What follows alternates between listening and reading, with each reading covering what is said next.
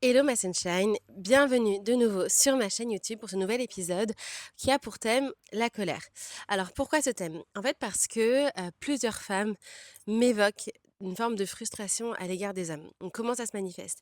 Bien, par exemple, ça va être des tours de conversation. Tu vois, par exemple, dans la vie de tous les jours, je pense à une femme que j'ai rencontrée à l'anniversaire qui disait des phrases comme tous les hommes sont comme ci, de toute façon les hommes sont comme ça, qui était très dédaigneuse à l'égard des hommes sans s'en rendre compte, notamment parce qu'on était entre femmes, que c'était un cadre rassurant pour elle, où elle se sentait aussi libre de partager sa pensée exactement telle qu'elle était.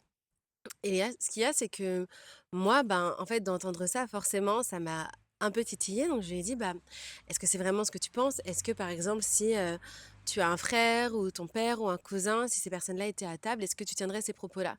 Est-ce que tu leur dirais que les hommes sont plus faibles que les femmes, que les hommes ne sont pas dignes de confiance, etc.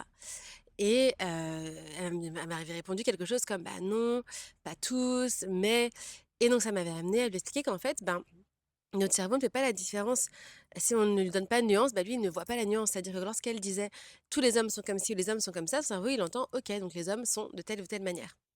Ce qu'il y a, c'est qu'en fait, avec ces croyances-là, on entretient finalement un fossé vis-à-vis des hommes et du coup, en fait, ce fossé qui, est justifié par une expérience vécue, par, certains passages de vie, par certaines relations, par certaines blessures et cetera finalement, et bien, est, renforcé par ces croyances que l'on vient cultiver à chaque fois qu'on parle comme ça, renforcé par des personnes avec lesquelles on va parler qui, elles, vont venir valider ces propos et du coup, tout cela va venir cristalliser l'énergie masculine. Pourquoi? Eh bien, simplement parce qu'en fait, il y a malgré tout une ambivalence. C'est-à-dire que cette même femme qui va me dire que, on peut faire confiance aux hommes, qu'elle ne veut pas, qu'elle pense qu'ils sont, inférieurs pour telle et telle raison, quand on lui parle de relations amoureuses, va dire: «Moi, j'aimerais rencontrer quelqu'un, je veux fonder un foyer, je veux, me marier, je veux rencontrer l'homme de ma vie, je veux une relation amoureuse» et cetera, avec un homme. Et du coup, ma question, en fait, c'est toujours, bah, donc d'un côté, tu me dis qu'on peut leur faire confiance, mais de l'autre côté, tu veux une relation amoureuse, tu veux, porter l'enfant d'un homme et cetera et cetera. On voit bien qu'il y a quand même une ambivalence et que pour notre cerveau, ça va être compliqué de concilier les 2. Et donc qu'est-ce qu'on fait dans ces comme c'est comme ça? Eh bien, en fait, parce qu'il y a quand même cette envie de construction à 2, quelque part, cette vulnérabilité à vis-à-vis de l'homme et cette volonté de créer une relation amoureuse, mais qu'en même temps, elle est complètement suppressée par, ce besoin de protection et cette sorte de ressentiment finalement qu'il y a à l'égard des hommes. Eh bien, qu'est-ce qu'il y a? Il s'avère qu'on est dans notre énergie masculine. Parce que notre énergie masculine, comme tu le sais maintenant, c'est notre bouclier de protection. C'est le contrôle. C'est le OK, d'accord, je veux bien m'approcher de toi et je veux bien qu'on essaie des trucs avec les hommes. Je veux bien, voilà, me montrer un petit peu vulnérable peut-être. Je veux bien m'essayer à une relation amoureuse, mais uniquement si j'ai le sentiment de contrôler. Uniquement si je me sens en sécurité. Et ce qui me permet de me sentir en sécurité, c'est mon énergie masculine parce que c'est mon contrôle. Sauf qu'en fait, l'énergie masculine, donc de contrôle, de protection, ne peut attirer que des hommes qui vont, eux, être particulièrement passifs, mous, ou alors des hommes qui sont complètement indisponibles. Parce qu'au moins, quelque part, ton inconscient se dit: «OK, je connais la fin de l'histoire, avec cet homme, ça ne marchera pas». Et donc, je suis rassurée. Sauf que dans le fond, bah, c'est ce qui va encore venir renforcer toutes les croyances de on ne peut pas leur faire confiance, etc. Parce que le jour où cet homme, qui dès le début était indisponible, va vraiment se montrer indisponible, eh bien, en fait, tu vas dire: «Bah, voilà, je le savais, ils sont tous comme ci, ils sont tous comme ça».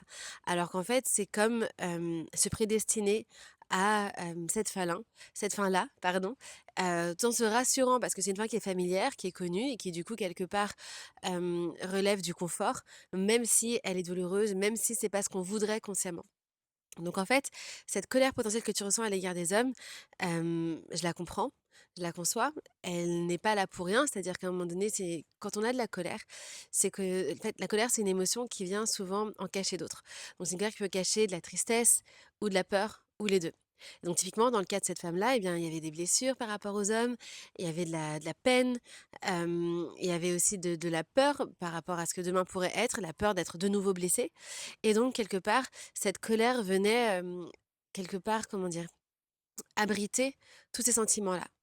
Sauf que, cette colère, en fait, qui a tout à fait le droit d'être là, qui est légitime, qui, en fait, encore une fois, prend racine dans des expériences de vie, dans des blessures, dans des peurs, dans des rencontres qui ont pu être faites, eh bien, comme tu l'as compris, maintenant, elle te dessert. Ce ressentiment, cette frustration, toute cette énergie quelque part pesante et négative avec laquelle tu vas te présenter dans tes relations amoureuses, hem, va être préjudiciable pour toi. Parce qu'elle va t'enfermer dans des cercles et dans des schémas qui ne sont pas ce que tu veux. Donc maintenant, l'idée n'est pas de te dire qu'il faut absolument, suppresser cette colère, parce que si elle est là, c'est qu'elle a des raisons. En revanche, il faut te permettre de l'exprimer et de t'en libérer, de manière à ce que demain, elle ne vienne pas finalement saboter les rencontres que tu vas faire, qu'elle ne vienne pas saboter peut-être la relation dans laquelle tu es en ce moment, qui peut finalement se retrouver victime d'expériences passées ou d'autres personnes.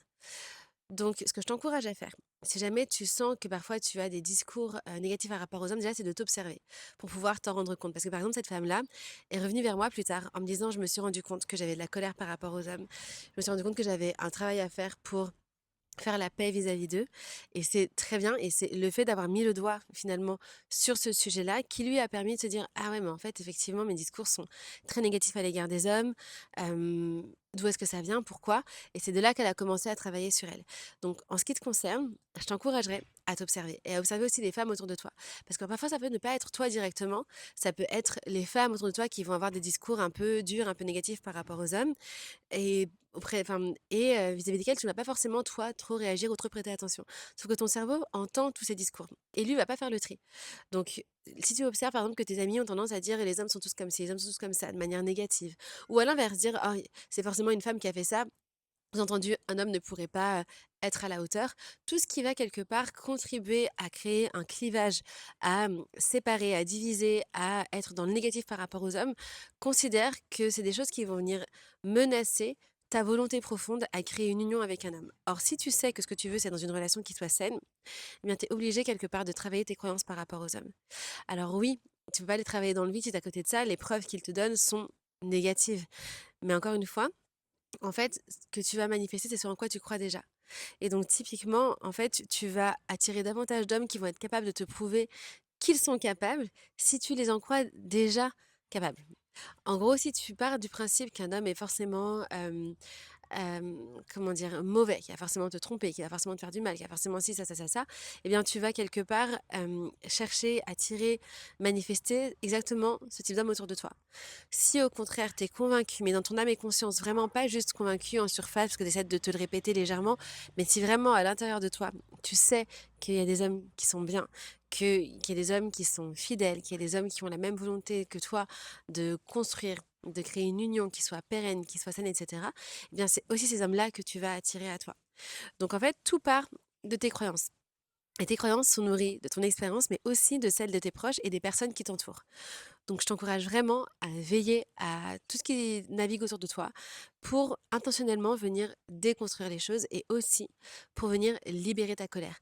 Permets-lui d'avoir de la place, permets-lui de s'exprimer, que ce soit à travers le chant, la danse, l'écriture, les séances de coaching, les séances de psy. En fait, il faut que tu puisses te permettre d'évacuer cette colère, d'évacuer ce ressentiment pour que tu puisses te présenter demain aussi légère que possible.